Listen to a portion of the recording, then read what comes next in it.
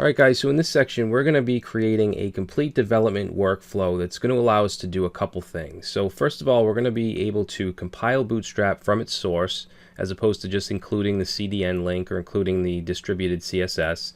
This means that we'll be able to customize Bootstrap itself, change Sass variables, and so on.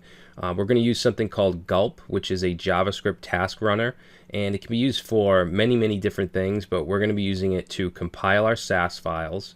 Okay, so that we can use the Sass CSS preprocessor. It's going to also move files from from some of our NPM modules such as Bootstrap and Font Awesome to our source folder, and it's also going to allow us to run a development server with auto reload. Okay, now if you're fairly new to this stuff, it may sound a little overwhelming, but it's actually pretty easy. And once you have this starter pack set up, we're gonna use it in future projects, and of course you can use it in your own future projects.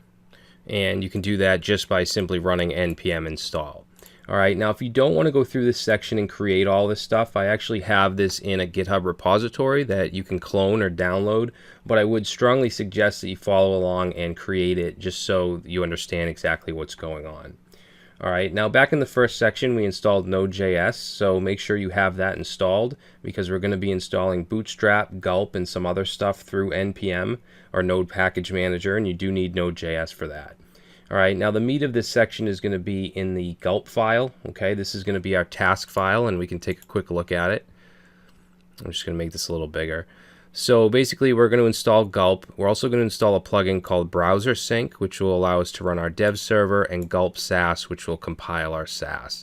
And then all we have to do is describe each task that we need to run. So first of all, we need a task to compile all of our Sass into CSS. That's going to take the bootstrap.scss file and compile it into our source folder, into the CSS folder. We also have a task to move the JavaScript files and all the dependencies to our source folder. This includes the Bootstrap JavaScript file, jQuery, and Tether. We also have a task to run our dev server and use autoload. And then we also have a task to move the fonts folder, because we're using Font Awesome, to our source folder, as well as the Font Awesome CSS file. Move that to our source folder. All right, and then this last line will allow us to just run the Gulp command and do all of this at once.